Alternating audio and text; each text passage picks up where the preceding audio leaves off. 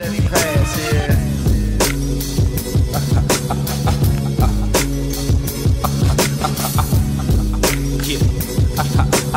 Live from John Doe Society.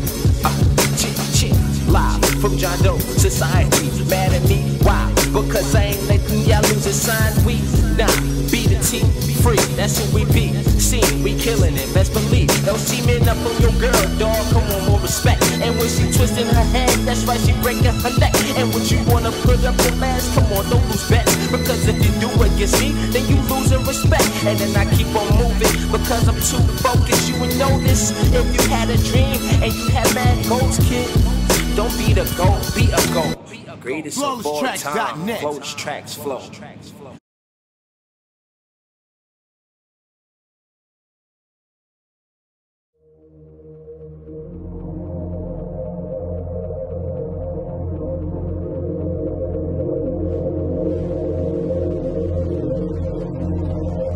Each neuron has a voltage, which can change when ions flow in or out of the cell. Once a neuron's voltage has reached a certain level, it will fire an electrical signal to other cells, which will repeat the process. When many neurons fire at the same time, we can measure these changes in the form of a wave. Brainwaves underpin almost everything going on in our minds, including memory, attention, and even intelligence. As they oscillate at different frequencies, they get classified in bands such as alpha, theta, and gamma. Each are associated with different tasks. Brainwaves allow brain cells to tune into the frequency corresponding to their particular task, while ignoring irrelevant signals, similar to how a radio homes in on different waves to pick up radio stations. The transfer of information between neurons becomes optimal when their activity is synchronized. This is the same reason why we experience cognitive dissonance, the frustration caused by simultaneously holding two contradictory ideas. Will is merely the drive to reduce dissonance between each of our active neural circuits. Evolution can be seen as the same process where nature tries to adapt or resonate with its environment. By doing so, it evolved to a point where it became self-aware and began to ponder its own existence. When a person faces the paradox of wanting purpose while thinking that human existence is meaningless, cognitive dissonance occurs.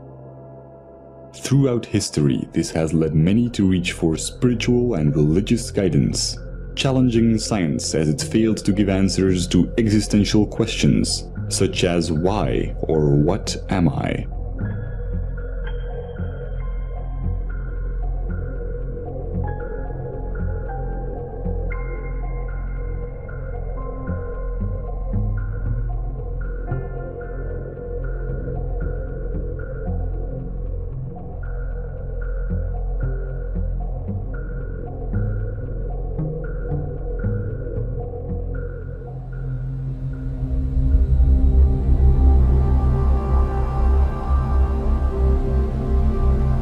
The left cerebral hemisphere is largely responsible for creating a coherent belief system in order to maintain a sense of continuity towards our lives.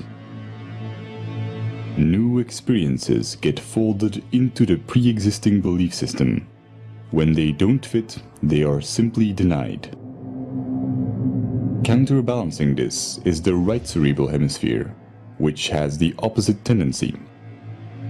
Whereas the left hemisphere tries to preserve the model, the right hemisphere is constantly challenging the status quo. When the discrepant anomalies become too large, the right hemisphere forces a revision in our worldview. However, when our beliefs are too strong, the right hemisphere may not succeed in overriding our denial.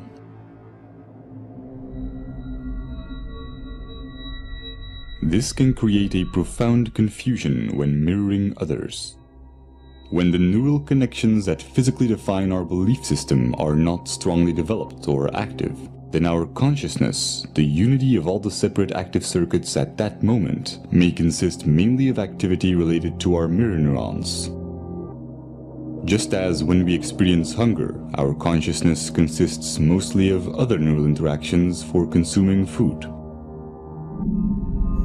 This is not the result of some core self giving commands to different cerebral areas.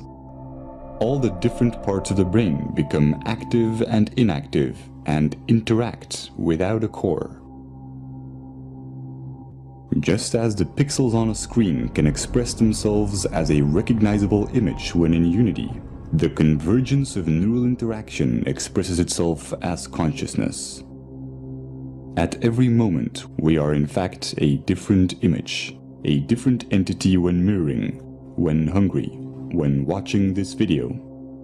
Every second, we become different persons as we go through different states. When we use our mirror neurons to look at ourselves, we may construct the idea of identity. But if we do this with our scientific understandings, we see something completely different. The neural synergies that produce our oscillating consciousness go far beyond our own neurons. We are equally the result of cerebral hemispheres interacting electrochemically, as we are of the senses connecting our neurons to other neurons in our environment. Nothing is external. This is not a hypothetical philosophy. It is the basic property of mirror neurons, which allow us to understand ourselves through others. Seeing this neural activity as your own while excluding the environment would be a misconception. Our superorganismal features are also reflected in evolution, where our survival as primates relied on our collective abilities. Over time, the neocortical regions evolved to permit the modulation of primitive instincts and the overriding of hedonistic impulses for the benefit of the group. Our selfish genes have come to promote reciprocal social behaviors in superorganismal structures, effectively discarding the notion of survival of the fittest. The brain's neural activity resonates most coherently when there is no dissonance between these advanced new cerebral regions and the older, more primitive ones.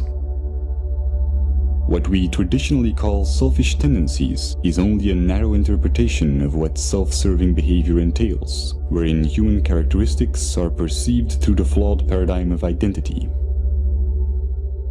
instead of through a scientific view on what we are, a momentary expression of an ever-changing unity with no center. The psychological consequences of this as an objective belief system allow self-awareness without attachment to the imagined self, causing dramatic increases in mental clarity, social conscience, self-regulation, and what's often described as being in the moment.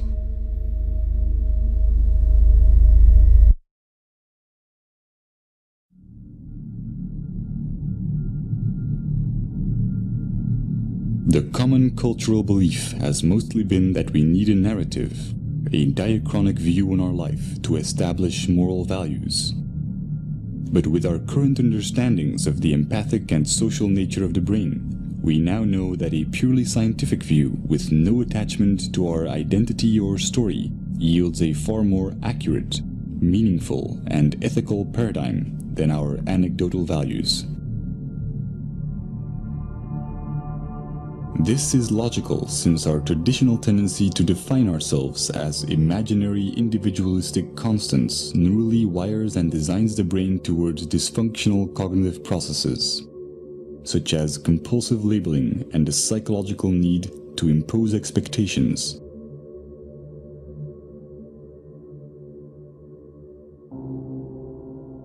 Practical labeling underpins all forms of interactions in our daily lives. But by psychologically labeling the self as internal and the environment as external, we constrain our own neurochemical processes and experience a diluted disconnection.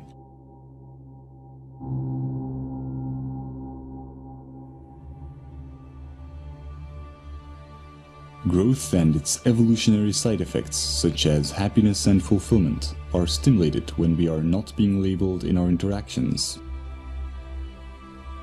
We may have many different views and disagree with one another in practical terms, but interactions that nevertheless accept us for who we are without judgment are neuropsychological catalysts that wire the human brain to acknowledge others and accept rationally verified belief systems without dissonance.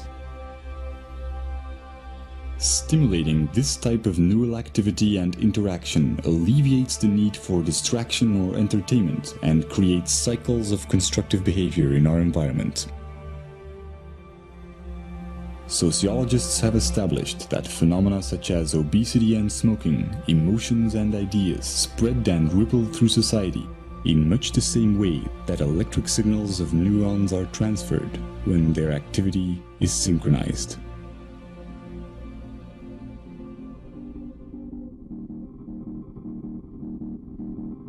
We are a global network of neurochemical reactions, and the self-amplifying cycle of acceptance and acknowledgement, sustained by the daily choices in our interactions, is the chain reaction that will ultimately define our collective ability to overcome imagined differences and look at life in the grand scheme of things.